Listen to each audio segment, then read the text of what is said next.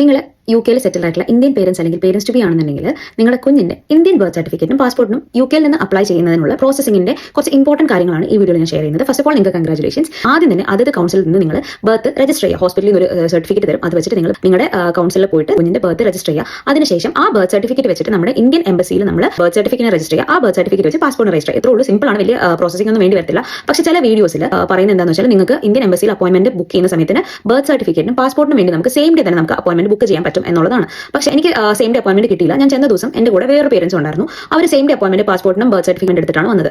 അവർക്ക് അന്ന് ചെന്ന സമയത്ത് എംബസിന്ന് പറഞ്ഞ എന്താണെന്ന് വെച്ചാൽ ഇപ്പോൾ അവർ ആ ഒരു പ്രോസസിംഗ്, അതായത് സെയിം ഡേ അപ്പോയിന്റ്മെന്റ് അവർ സ്റ്റോപ്പ് ചെയ്തിരിക്കുകയാണ്. സോ നിങ്ങളുടെ ബർത്ത് സർട്ടിഫിക്കറ്റ് കിട്ടാതെ നിങ്ങൾക്ക് പാസ്പോർട്ടിന് അപ്ലൈ ചെയ്യാൻ പറ്റത്തില്ല എന്നുള്ളതായിരുന്നു. സോ അവർക്ക് വേറെ ദിവസത്തിന് അപ്പോയിന്റ്മെന്റ് ബുക്ക് ചെയ്യേണ്ടി വന്നു. ഞാൻ തൊട്ടടുത്തൊരു ദിവസമായിരുന്നു ബുക്ക് ചെയ്യുന്നത്. സോ ഞാനത് ക്യാൻസൽ ചെയ്തിട്ട് വേറെ ദിവസത്തിന്, അതായത് ഒരു മന്ത് ഗ്യാപ്പിന്റെ ഒരു അപ്പോയിന്റ്മെന്റ് എടുക്കുമായിരുന്നു.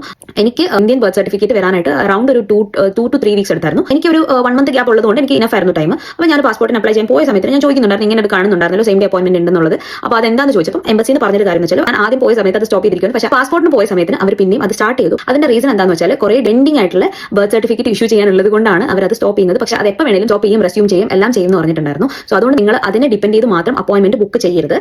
ബെറ്റർ നിങ്ങൾ 2 ദിവസത്തിന് സെപ്പറേറ്റ് ആയിട്ടുള്ള അറൌണ്ട് ഒരു 1 മന്ത് ഗ്യാപ്പ് എടുക്കാൻ നോക്കുക. അപ്പോൾ അങ്ങനെയാണെന്നുണ്ടെങ്കിൽ നിങ്ങളുടെ ബർത്ത് സർട്ടിഫിക്കറ്റ് വന്ന് നിങ്ങൾക്ക് അത് വെച്ചിട്ട് നിങ്ങൾക്ക് പാസ്പോർട്ടിനും അപ്ലൈ ചെയ്യാൻ പറ്റും. വലിയ ഇഷ്യൂ ആയിട്ടുള്ള കാര്യമല്ല. ജസ്റ്റ് വേറെ ദിവസങ്ങൾ എടുക്കാൻ നോക്കുക. ചില ദിവസങ്ങൾ നിങ്ങൾ ലക്കി ആണെന്നുണ്ടെങ്കിൽ കിട്ടും. ഈ ഒരു കുഞ്ഞ് ഇൻഫർമേഷൻ ആണ് ഞാൻ നിങ്ങളോട് ഷെയർ ചെയ്യാൻ വന്നത്. നിങ്ങൾക്ക് ഇത് ഉപകാരപ്പെടുന്നു വിചാരിക്കുന്നു. അപ്പം എന്തായാലും എല്ലാവരും ഹാപ്പി ആയിട്ടിരിക്കുക. Stay safe, stay blessed guys.